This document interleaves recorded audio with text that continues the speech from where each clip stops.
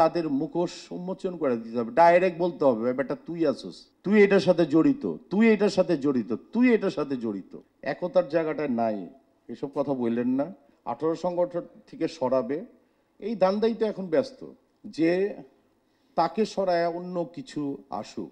একটা চলচ্চিত্রের হার্ট আমি মনে করি, একটা কিডনি যদি আমি মনে করি সেটা পরিচালক সমিতি। আগে কিন্তু লটারি করে কিন্তু ছবি সিলেক্ট করা হতো বাংলা চলচ্চিত্রের।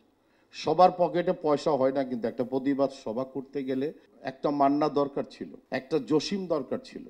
দেখুন আমি কিন্তু দীর্ঘদিন যাবৎ কিন্তু একটা কথা বলে যাই যে মাননীয় প্রধানমন্ত্রী, অনেকেই বলে যে উনি খবর রাখেন না, ওনার কাছে যেতে হবে। উনি কিন্তু সব খবর রাখেন, কিন্তু উনি সব খবর রাখেন। এই মগবাজারে 2 দিনে কি হয় কি হয় না হয়, পঞ্চগড়ে কি হয়, সব খবরই রাখেন।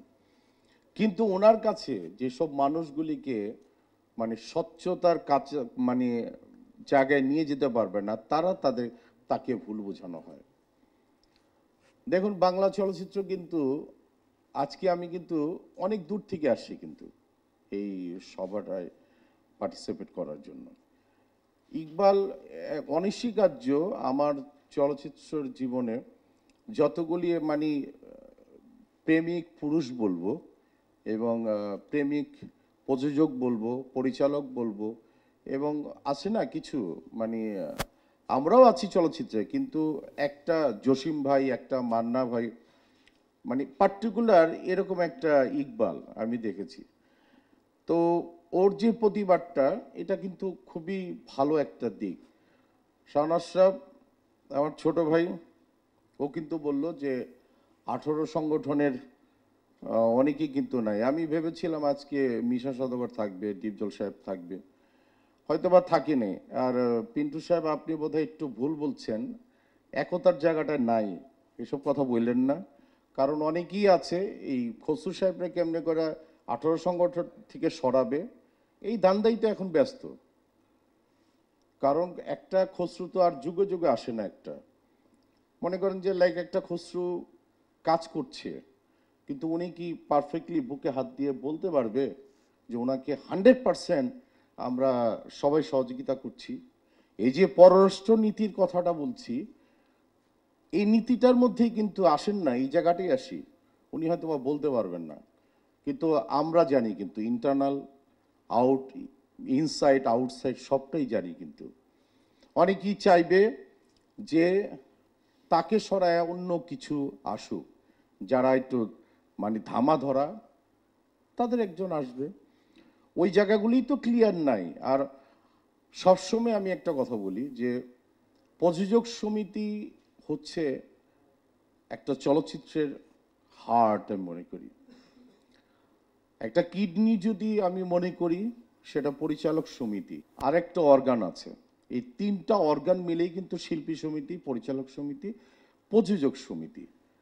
আমার স্পষ্ট করে মনে আছে যে আগে কিন্তু লটারি করে কিন্তু ছবি সিলেক্ট করা হতো বাংলা চলচ্চিত্রের। তার মধ্যে থেকে ইচ্ছা করলেই কিন্তু অনেক কিছুই হতো না।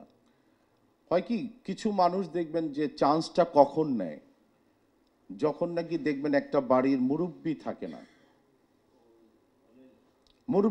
না, সেই জায়গাটার থেকে কিন্তু চান্সটা নেয়। তো এই চান্সটাই নিচ্ছে বাংলা চলচ্চিত্র। দেখেন ছবি, কয়েকটা দিন আগেও কিন্তু শ্যামা কাব্য নামে একটা ছবির প্রতিবাদ হয়েছে এই ইয়েতে, তারা প্রতিবাদ করেছে। এবং আজকে এই যে প্রতিবাদের ঝড়, সবাই কিন্তু প্রতিবাদ করতে পারে না, সবার যোগ্যতা হয় না, কিন্তু সবার পকেটে পয়সা হয় না। কিন্তু একটা প্রতিবাদ সভা করতে গেলে ইকবালের মতো আমরা পাগল বলি, যাই বলি না কেন, একটা ইকবাল দরকার আছে। যেরকম একটা, আমরা সবসময় আগে বলতাম যে একটা মান্না দরকার ছিল, একটা জসিম দরকার ছিল, একটা দেলার জন্টু স্যার একটা দরকার আছে। এই ডেড বডি ছবির মানে প্রচার কাজ আমাদের শিল্পীদের কথাই বলি, এবং সারাউন্ডিং কিছু টেকনিশিয়ানদের কথাই বলি না কেন, আমি দিন শেষে কিন্তু দেখেন 200 ছবি রিলিজের পরে, এত বছরের কেরিয়ারের পরে কিন্তু আমার আমার লাগে না কিন্তু একটা প্রতিবাদ সভায় অংশগ্রহণ করা, কিংবা আরেকটা পার্টিসিপেট করা মানে প্রচার কার্যে, কিন্তু আমি আমি করেছি অনেক বছর পরে। কারণ আমি জানি যে ইকবাল একটার পর একটা ছবি বানাবে, তাকে যতই আঘাত করা হোক না কেন সে কিন্তু ইস্পাতের মতো হবে কিন্তু। ঠিক আছে, ওই যে বলে না বঠি কিন্তু ওই যে কি বলে রেল লাইনের পাতের কাজটা ওই বঠি খুব ধার হয়। হ্যাঁ, ইস্পাতের, হ্যাঁ। তো ওই সব কিন্তু ওই যে মানে কাঁচা লোহা দিয়ে কিন্তু বঠি তৈরি হয় না। তো আমরা সেটাই অপেক্ষা করব, কারণ এই সিনেপ্লেক্সের কিছু নামধারী মানুষ যারা চাচ্ছে না যে এই চলচ্চিত্রের এই দুর্যোগ টাইমে যে ধ্বংস করে দেয়া, সেই মানুষকে চিহ্নিত করতে হবে এবং তাদের মুখোশ উন্মোচন করে দিতে হবে। ডাইরেক্ট বলতে হবে, বেটা তুই আসুস, তুই এটার সাথে জড়িত, তুই এটার সাথে জড়িত, তুই এটার সাথে জড়িত। না হলে কিন্তু কখনোই কিন্তু হবে না।